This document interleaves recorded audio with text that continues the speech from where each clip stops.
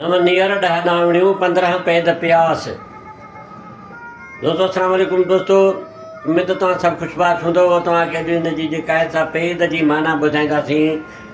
बैत मुकमल कयूं पहिरियां। नव नीर 10 दावणियूं 15 पैद प्यास। जॾहिं सॼण यादि पियोसि तॾहिं छिड़क छिनाई हिकिड़े।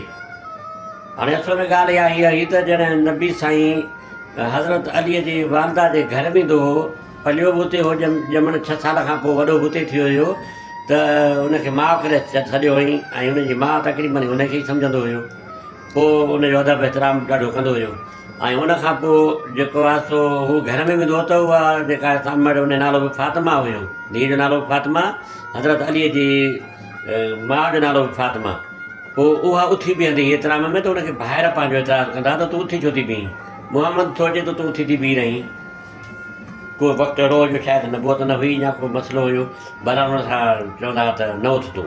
पोइ हूअ चवंदी त मूंखे ख़बर नथी पए त मां कीअं थी उथी वञा, मूंखे ख़बर ई नथी पए त मां उथां कीअं थी। पोइ हुननि जेको आहे सो इम्तिहान ख़ातिर हिनखे बीबी साहिबा खे हज़रत अली जी वालदा खे ॾावण हणी ज़ंजीरनि में बंदि करे खट ते ॿधी छॾियो, सुम्हारे छॾियो खट ते सिधो करे। हाणे जेॾीमहिल नबी साईं हुन महिल अचे पियो ऐं जेॾीमहिल नबी साईं जीअं आयो त उनखे जीअं ॾिठो उन साइण हज़रत अली जी वालदा, त उहा छिड़क ॾेई उथी पई त उन में पोइ उहा खट ॿुभी थी वई, मथे उभी थी वई या छिॼे पिया ॾोण वग़ैरह। त हाणे उते छा प्रति बिठाई जो को रूह बीठो हो जंहिं बैत पढ़ियो आहे त नव नीर 10 दावणियूं 15 पैद प्यास। जॾहिं सॼण यादि प्यास त छिड़क छिनाई हिकिड़े। हाणे 15 पैद 15 उनजो औलाद हुयो पंहिंजो। रिवायतुनि मां लॻे थी ॿुधंदो हुउमि त उनजो अब्दुल मुतलिब अबू तालिब जो औलाद घणो हुयो। ऐं उन में जेको आहे सो जेॾीमहिल खाइण विहंदा त खाधो पूरो न पवंदो। पोइ नबी साईं नंढो ई हूंदो हो त उनखे दफ़्तर खाने ते विहारींदा गॾु पाण सां, चवंदा त तूं नथो खाईं त न खा, पर तूं वेठो हुजे त पोइ बरकत पवंदी। साईं खाई सभई ड्रव कंदा, या रिवायत लिखियलु आहे।